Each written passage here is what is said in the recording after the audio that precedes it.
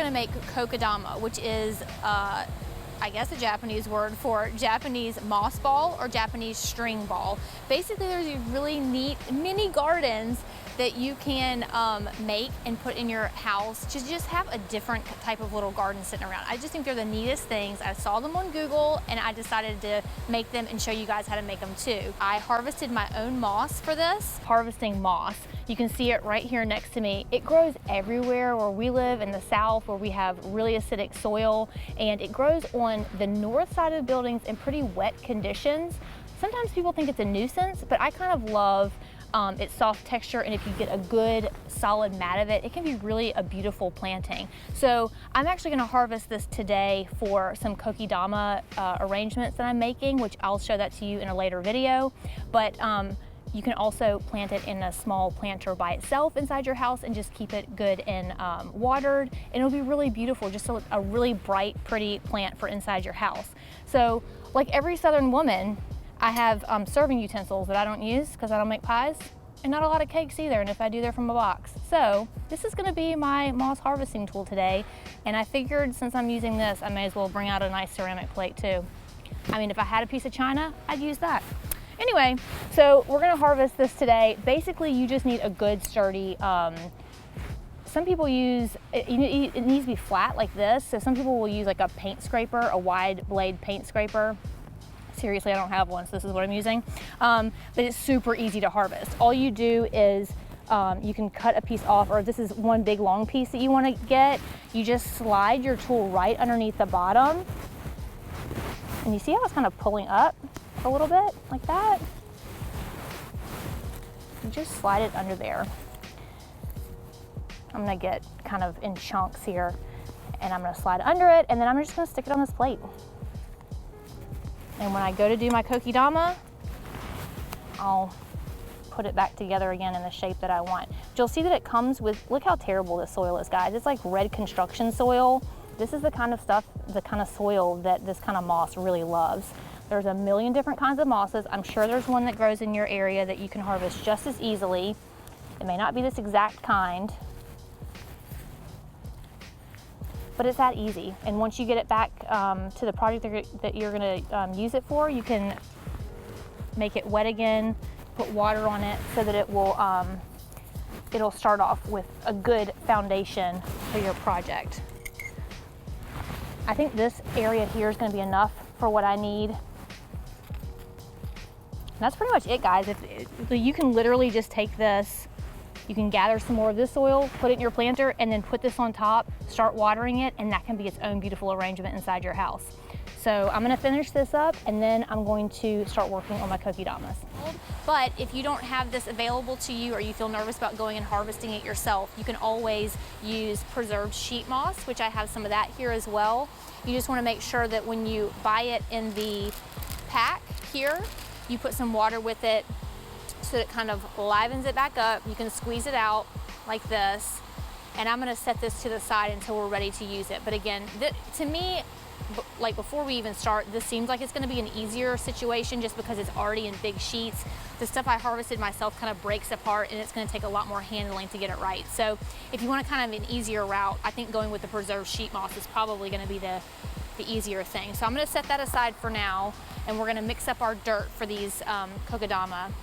And what I did was I pulled that dirt from the job site, not the job site, I don't want to say I got it from a job site, but the area where I got the moss, I took some of the dirt that was right there next to it, so I know it's perfect for growing moss. And then you do half of that dirt and then half peat moss. And I'm gonna mix those up in this bowl here.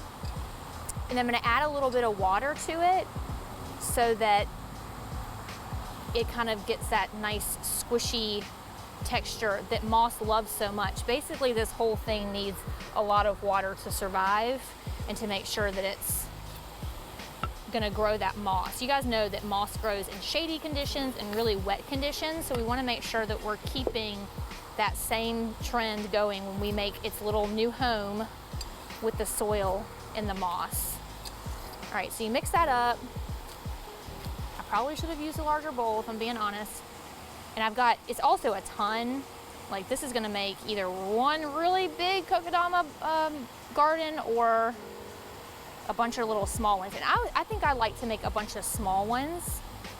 The plants I'm using today are these little 2-inch planters. You can kind of see next to me over here. I'll pull them in so you guys can see them better.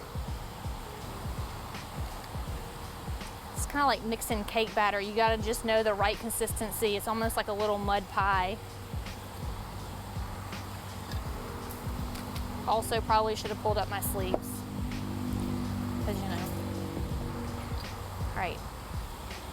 So it probably could use a little more water. You don't want it to break apart. You want it to kind of hold itself together when you mix it all up.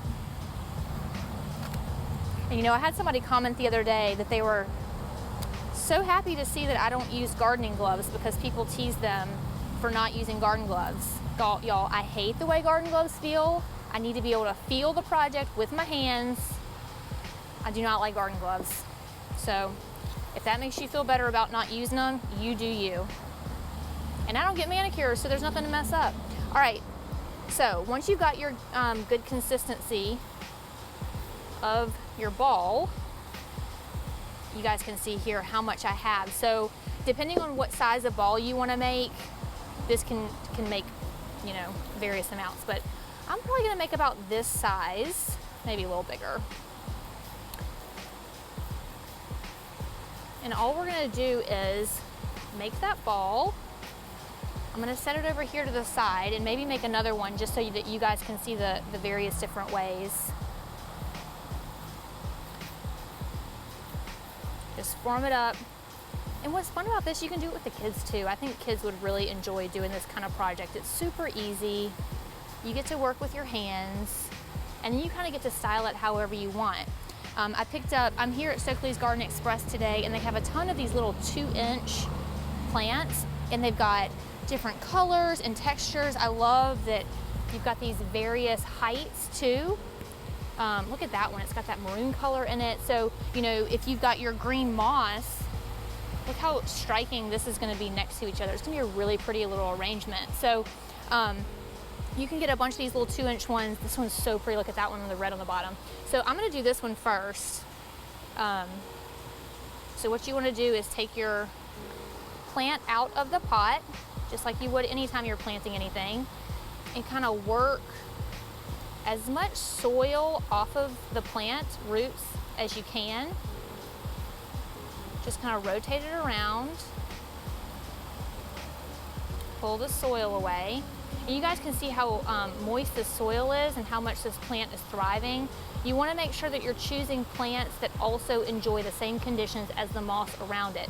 This is like any other container planting that you would do, where you want to make sure that whatever you put into the container agree with all the entire, like that's its home. So you want to make sure that the plants you're putting together like the same environment, or else they're not going to survive together in one spot.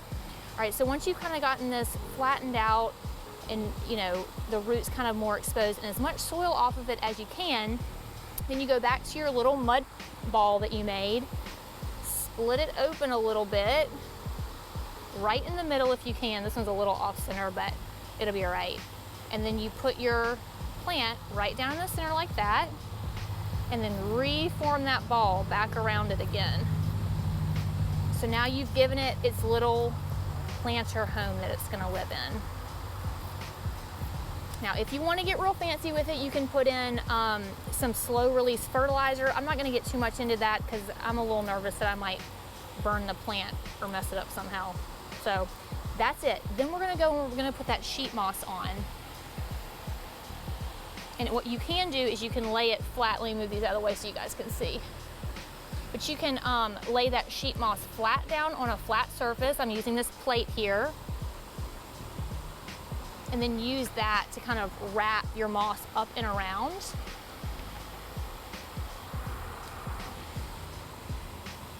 This is a nice big piece. Maybe I'll use this one. So you guys can see how it's wrapping up and around here. And then I'll use this piece to maybe come around here. So you can see it's getting bigger and bigger. Even though we started off with kind of a small ball of dirt, it's getting bigger and bigger. Let's put one more piece in. All right, so once you get all the moss where you want it all over here, then how do you tie it together, right? You use string, which is also why it's referred to as a Japanese string ball. So we're gonna do that. Hopefully it'll stay tight enough while I can get my string prepared here. And a lot of people will use jute. You'll see online, if you Google this term, you'll see people using a thick, natural colored jute. I don't really love the way that looks. I would rather this appear to be kind of on its own. And so I pulled literally some black upholstery thread that I had at the house, and I'm gonna use that because I feel like it's strong enough to hold this thing together. And basically you just start, I'm gonna wrap it around once, tie it to itself, and then start wrapping it around and around, just so that moss is holding onto each other until it can get established. All right, so I've got it wrapped on once and tied to itself, and now I'm just gonna start wrapping it around and around. And again, if you like that look where you can see the exposed jute, that's fine too. You can use fishing wire, that's clear, completely clear. But you guys, this is so easy. This is literally the first one I've ever made in my life, making it with you right now. So another thing that you'll see if you Google this is you'll see them hanging. And that's as simple as just tying off pieces of string and pulling it up. But that's not how I'm gonna do it today. I'm gonna trim this off and tie it back onto itself. If I can find a string.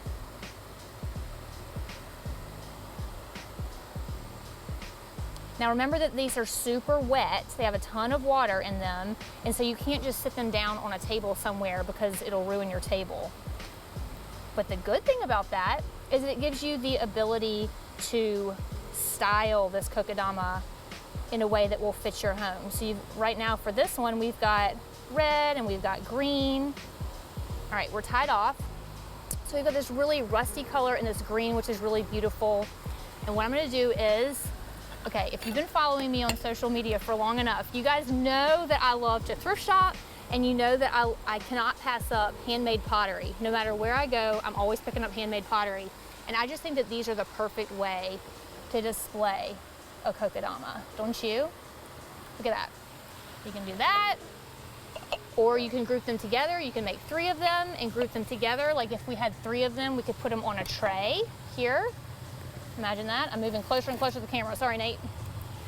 So imagine if you had, or 2, or like gather them together. And if you had 1, 2, 3, or 1, 2, 3, how beautiful that would be. So you guys go make these. I'd be really happy to see you guys make a bunch of kokedama.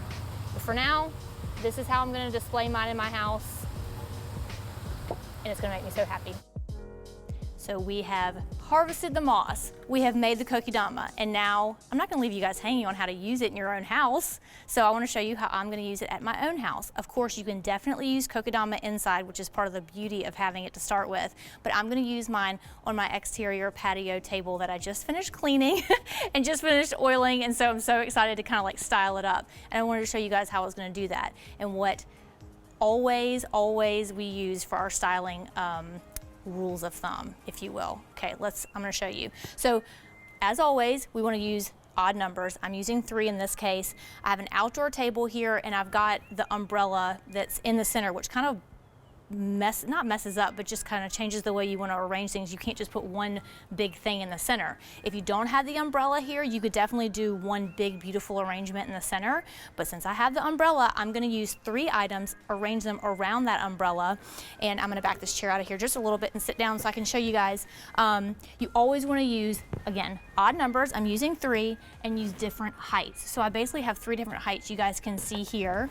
I've got the large, tall, I've got, this is a little shorter, and then this one's even shorter. You guys will also notice that I've got various different container surfaces. So I've got brass mixed with this glazed ceramic with a light color on it, and then a third that's kind of a more stoneware, just gray ceramic planter. And so you want to vary your different textures, make sure that you're using something that fits your style. If you've got a little bit of pop of blue, you can bring that into your planters here. So then from there, I'm just going to arrange them around here. And since we only have 3, the small, medium, and large kind of like work themselves in without a problem. The other thing I like about this too is there's slightly different color variation in the leaves. So you've got a little bit of red here, the chartreuse green here, and darker green here. It's just visually really pretty. And that's how you accomplish it, with just some interesting different colors, textures, all in one arrangement. And then of course I use my Spanish moss as my mulch in my container here, which is becoming my standard at this point. And then you've got 2 mosses here. So that's it, guys. If you have any questions about how to do this arrangement and the rules of thumb for styling, I'm always open and excited to answer those questions because they're my favorite. So comment below and get to styling, guys.